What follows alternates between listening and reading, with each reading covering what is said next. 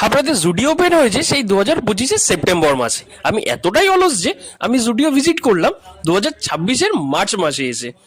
ইতিমধ্যেই আমাদের হাবড়াতে বিশাল থেকে শুরু করে বাজার কলকাতা, এক্সপ্রেস বাজার হোক বা প্যান্টালুন্স ছিল সবকিছুই। এর সাথে হাবড়ার পলকে আরো একটা জুডিওর মতো ব্র্যান্ড শপিং মল এসে জুড়ে গেল। তো আমাদের হাবড়াতে আর শপিং মলের কোনো অভাব নেই। তো আমি প্রথমেই জুডিওতে গিয়ে দেখলাম জুডিওর যে গ্রাউন্ড ফ্লোরটা রয়েছে সেখানে ওমেন্স কালেকশনে ভর্তি। তো ওমেন্স কালেকশন অ্যান্ড ফার্স্ট ফ্লোরে ছিল চাইল্ড কালেকশন, আর তারপর সেকেন্ড ফ্লোরে আমাদের মেন্স কালেকশন। তো বন্ধুদের সাথে আমি চলে গেছিলাম মেন্স কালেকশনে আমার জন্য কিছু শার্ট শপিং করবো ভেবেই গিয়েছিলাম।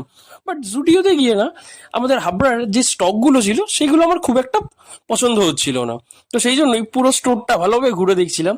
এছাড়া জুডিওর থেকে সব থেকে বেটার আমার যেটা লাগে সেটা হচ্ছে জুডিওর পারফিউমগুলো আর স্নিকার্স।